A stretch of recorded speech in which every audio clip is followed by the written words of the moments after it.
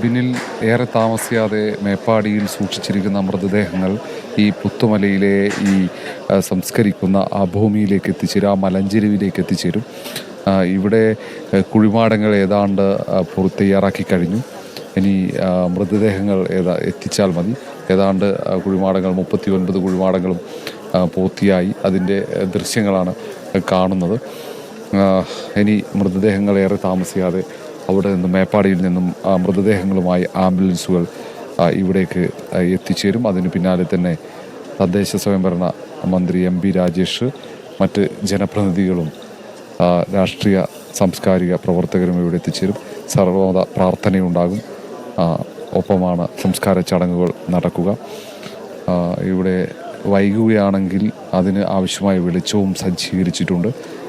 ഈ ദൃശ്യങ്ങൾ കാണുന്ന പോലെ ഒട്ടേറെ പേരുണ്ട്. കാരണം അവരുടെ ബന്ധുക്കൾ അല്ല, അതിനപ്പുറത്തേക്ക് മറ്റ് നാടുകളിൽ നിന്നും ഇവർക്കൊപ്പം ചേർന്ന ഈ നാടിൻ്റെ ദുഃഖത്തിൻ്റെ ഭാഗമായി ഈ അകപ്പെട്ടവരെ രക്ഷിക്കാനൊക്കെ എത്തിച്ചേർന്ന സന്നദ്ധ പ്രവർത്തകരും അതുപോലെയുള്ള വയനാടിനൊപ്പം ചേർന്ന് നിൽക്കാൻ ആഗ്രഹിക്കുന്ന വിവിധ നാടുകളിൽ നിന്നെത്തിയ മലയാളികളും മനുഷ്യസ്നേഹികളും ഒക്കെയാണ് ഈ ദൃശ്യങ്ങൾ കാണുന്നത്.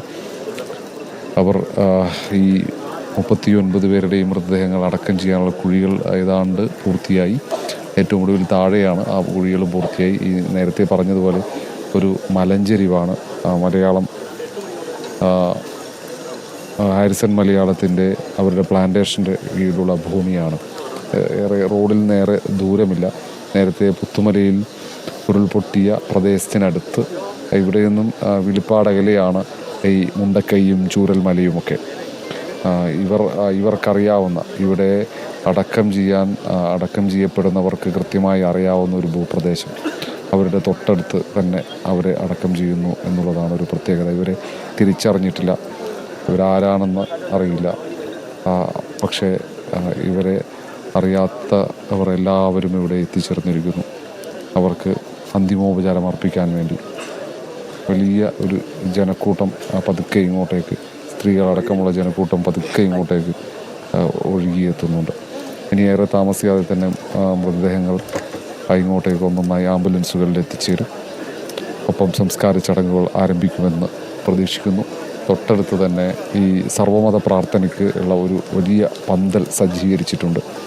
അവിടെ വിവിധ മതങ്ങളെ പ്രതിനിധീകരിച്ചുകൊണ്ട് ഈ ചടങ്ങിൽ പങ്കെടുക്കാനുള്ള ആളുകളും ഇവിടെ പുരോഹിതരുമൊക്കെ നേരത്തെ തന്നെ എത്തി. 4 മണിക്കായിരുന്നു സംസ്കാര ചടങ്ങുകൾ ആസൂത്രണം ചെയ്തത്.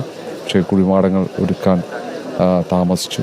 ആദ്യഘട്ടത്തിൽ 39 പേരെ അടക്കം ചെയ്യാൻ ഉദ്ദേശിച്ചിരുന്നില്ല. പിന്നീടാണ് 39 ഒരു സംഖ്യ വർദ്ധിച്ചത്. അതുകൊണ്ട് ആ കുഴിമാടം കൂടെ പൂർത്തിയാക്കി ഒരേ സമയം ഈ സംസ്കാര ചടങ്ങുകൾ പൂർത്തീകരിക്കുക എന്ന തീരുമാനത്തിലേക്ക് ജില്ലാ ഭരണകൂടം എത്തിയത്. അതിന് കാത്തുനിന്നു. അതൊക്കെ പൂർത്തിയായി. ഇപ്പോൾ ഏതാണ്ട് തെളിഞ്ഞ കാലാവസ്ഥയാണ്. ആ തെളിഞ്ഞ കാലാവസ്ഥയിൽ ഈ മൃതദേഹങ്ങൾ ഇവിടെ അടക്കം ചെയ്യും. അത് വിവിധ മതങ്ങളിൽ വിശ്വസിക്കുന്ന ആളുകളാണ്. തിരിച്ചറിയാത്തത് കൊണ്ട് തന്നെ അവരെ എല്ലാ മതത്തിൻ്റെയും പുരോഹിതന്മാർ ചേർന്ന് സർവ്വമത പ്രാർത്ഥന നടത്തി അവർ ഈ സംസ്കാര ചടങ്ങുകൾ പൂർത്തീകരിക്കും. അതിന് ജനപ്രതിനിധികളും രാഷ്ട്രീയ സാമൂഹിക സാംസ്കാരിക രംഗത്തെ വ്യക്തിത്വങ്ങളുമൊക്കെ സാക്ഷ്യം വഹിക്കും. ഒരു നാട് ഒന്നാകെ, ഇവിടെ എത്താൻ കഴിയാത്തവരൊക്കെ മനസ്സുകൊണ്ട് ഈ പുത്തുമലയിലെ മലഞ്ചെരുവിലാണെന്നറിയാം. മലയാളികൾ ഒന്നാകെ, കേരളം ഒന്നാകെ. അത്രയും ദുഃഖം നിറഞ്ഞ കാഴ്ചകളാണ് ഈ പുത്തുമലയിലെ ഈ മലഞ്ചെരുവിൽ, ഈ ഭൂമിയിൽ നിന്ന് പങ്കുവെക്കാൻ കഴിയുന്നത്.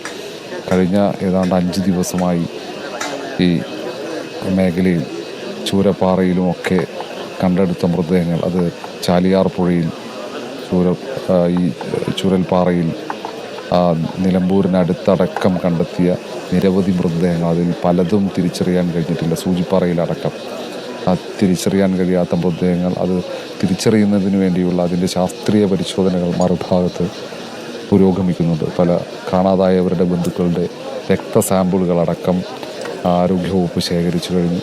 DNA പരിശോധനയ്ക്കായി അത് ലാബുകളിലേക്ക് അയച്ചിട്ടുണ്ട്. അതിനി സ്ഥിരീകരിക്കണം, കണ്ടെത്തണം ആരാണെന്ന്.